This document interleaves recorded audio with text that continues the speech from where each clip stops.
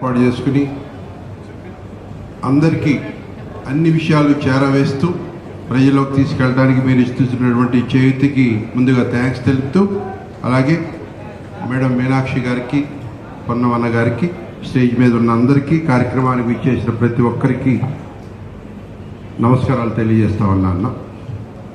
అయితే నాకు జహీరాబాద్ పార్లమెంట్ ఇన్ఛార్జిగా ఇందాక మా సోదరులు చెప్పినట్టు మాకు ఇచ్చిన బాధ్యతలు, కమిటీలు, మేమేం చేయాలో పొన్నమన్న గారు కానీ, హజ్మతుల్లా గారు కానీ వారి ఆధ్వర్యంలో మాకు ఇచ్చిన కార్యక్రమం సక్సెస్ఫుల్గా కంప్లీట్ చేసి మేము ఆ లిస్టులన్నీ మీకు హ్యాండ్ ఓవర్ చేయడం జరిగింది.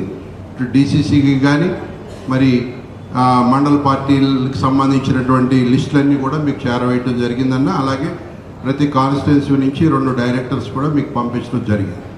దీనిలో మేము చాలామందికి సమాధానం చెప్పుకోవాలి.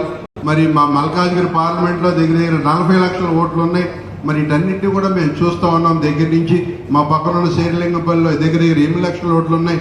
మా పక్కన ఇటు కుతుబుల్లాపూర్లో కూడా 7 లక్షల ఓట్లు ఉన్నాయి. మీరు అన్నింటినీ ఒకే ఘాట్లో కట్టేస్తే మేము అక్కడ ప్రజలకు సమాధానం చెప్పుకోవాల్సినప్పుడు ఇన్ఛార్జీలుగా కానీ, కంటెస్టెడ్ ఎమ్మెల్యేలుగా కానీ, లేకపోతే పీసీసీ తరఫున కానీ మాకు కొంత ప్రాబ్లం ఉందన్న. దయచేసి మీరు అర్థం చేసుకోవాలని మీరు మేడం గారిని కోరుతూ కనీసం 4-5 డైరెక్టర్లన్నా ఇవ్వాలని మనస్ఫూర్తిగా కోరుతా ఉన్నా అన్న.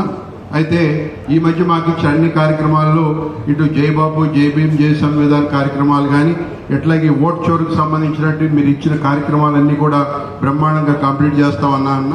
అలాగే నిన్నే మనం మీతో పాటు అక్కడ కామారెడ్డిలో కూడా మేము అటెండ్ అయ్యి 15వ తారీఖు జరగబోయే మీటింగ్కి మా వంతు సహకారం అందించడానికి నిన్న కామారెడ్డి మీటింగ్లో మీతో పాటు మేము కూడా పార్టిసిపేట్ చేసి అక్కడ అన్నింటిలో కూడా మరి పాలు పంచుకోవడం జరిగిందన్నాం.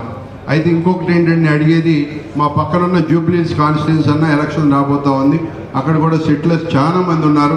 అంటే నేను ఒక సెటిలర్ గురించి అని మాట్లాడిన కానీ అన్ని కమ్యూనిటీలు మరి వాళ్ళ ఒక కాపు సోదరులు, కమ్మ సోదరులు అనేక మంది ఇతర ప్రాంతాల నుంచి వచ్చి అక్కడ సెటిల్ అయిన వాళ్ళు చాలా మంది ఉన్నారు. మరి వాళ్ళందరినీ మనం దగ్గరికి తీసుకోవాల్సిన అవసరం ఉంది. వాళ్ళు కూడా మరి వాళ్ళు ఎక్కడి నుంచి ఏమైనా పేర్లు వచ్చినా లేదో నాకు తెలియదు, కానీ మరి మా కాపు ముఖ్యంగా ఆంధ్రా నుంచి వచ్చిన కాపు సోదరులు కూడా చాలా ఇబ్బంది పడుతూ ఉన్నారు. వాళ్ళకి ఏమి పదవులు రాలేదని అన్న.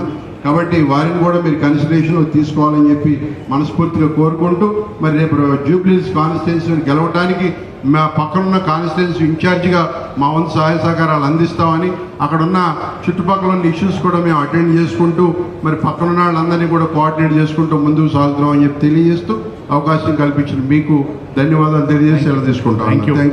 Thank you.